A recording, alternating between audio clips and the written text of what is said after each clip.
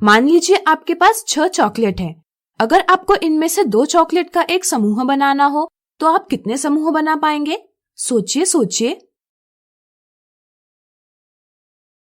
चलिए हम बताते हैं। अगर 2 चॉकलेट का एक समूह बनाना हो तो 6 चॉकलेट में से 6 विभाजित 2 समूह बनाए जा सकते हैं, यानी कि 3 समूह बनाए जा सकते हैं। जरा सोचिए, अगर आपको इतने ही चॉकलेट में से आधी चॉकलेट का एक समूह बनाना हो तो आप कितने समूह बना पाएंगे? यह पता करने के लिए आपको 1/2 से 6 को विभाजित करना होगा। यहाँ हमें पूर्ण संख्या को भिन्न से विभाजित करना है। जैसा कि आप देख सकते हैं, 1/2 चॉकलेट का समूह बनाने के लिए हमें प्रत्येक चॉकलेट के 2 बराबर भाग करने होंगे।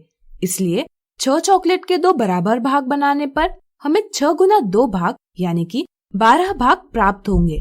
हम कह सकते हैं कि 6 विभाजित 1/2 बराबर 6 गुना 2 बराबर 12। यहाँ 2 और 1/2 एक दूसरे के व्युत्क्रम यानी रेसिप्रोकल है।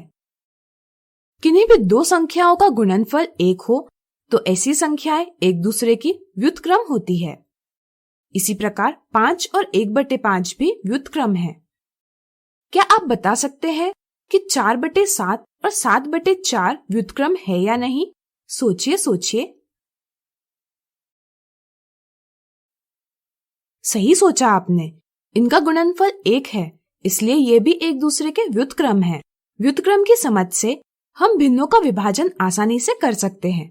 इस तरह से एक पूर्ण संख्या को भिन्न से विभाजित करते समय हम पूर्ण संख्या को वैसा का वैसा लिखते हैं और इसे दूसरी संख्या के व्युत्क्रम से गुणा करते हैं। तो आइए भिन्नों के विभाजन से संबंधित कुछ और स्थितियां देखें। मान लीजिए इस बोतल में 3/4 लीटर जूस है। अगर इसे 6 बच्चों में बराबर रूप से बांटना हो तो प्रत्येक बच्चे को कितना जूस मिलेगा? इसे पता करने के लिए हमें 3/4 को 6 से विभाजित करना होगा। यहाँ हम एक भिन्न को पूर्ण संख्या से विभाजित कर रहे हैं। आइए इसका परिणाम ज्ञात करें।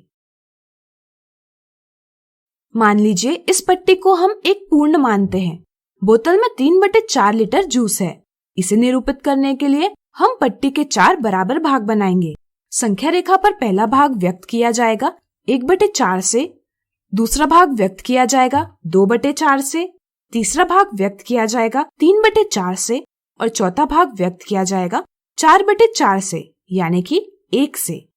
इन 4 भागों में से 3 भाग लिए गए हैं, इसलिए हम 3 भागों को छायांकित करेंगे। ये 3 छायांकित भाग व्यक्त करते हैं भिन्न 3/4। चूंकि 3/4 लीटर जूस 6 बच्चों में बराबर रूप से बांटा जाना है, इसलिए हमें छायांकित भाग के 6 बराबर भाग बनाने होंगे।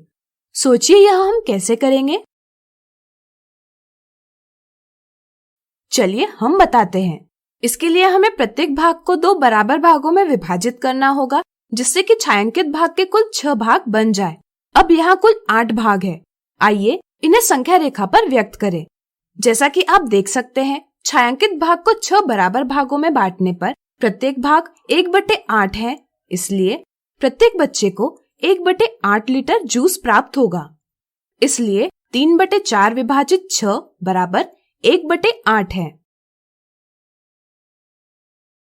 गणित में 3/4 विभाजित 6 को हल करने के लिए हम पहली संख्या 3/4 को वैसा का वैसा लिखते हैं, फिर इसे दूसरी संख्या 6 के व्युत्क्रम 1/6 से गुणा करते हैं। इससे हमें परिणाम प्राप्त होता है 1/8। 3/4 विभाजित 6 बराबर 3/4 गुना 1/6 बराबर 1/8 है। इसलिए प्रत्येक बच्चे को 1/8 लीटर जूस मिलेगा। इसलिए ध्यान रखें कि एक संख्या से विभाजन का अर्थ है उसके व्युत्क्रम से गुणन। अब मान लीजिए अगर हमारे पास 2.5 मीटर यानी कि 2 और 1/2 मीटर लंबी रिबन है और हमें इसमें से 3/4 मीटर यानी कि 3/4 मीटर लंबे भाग बनाने हो तो हम कितने भाग बना पाएंगे? सोचिए सोचिए। सही सोचा।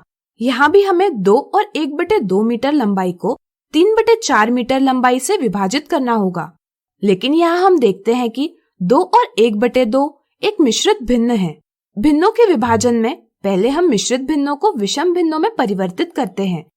जैसे यहाँ हम 2 और 1/2 को 5/2 लिखेंगे, तो अब विभाजन बन जाएगा 5/2 विभाजित 3/4। तो बताइए इसे हम कैसे हल करेंगे? सोचिए। सही सोचा।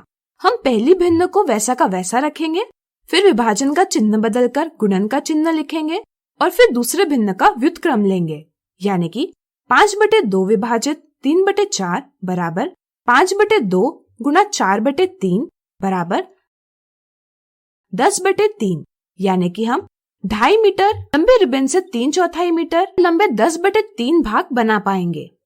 हम कह सकते हैं कि भिन्नों के विभाजन में भी हम पहली भिन्न को वैसा का वैसा लिखते हैं और फिर इसे दूसरी संख्या के व्युत्क्रम से गुणा करते हैं।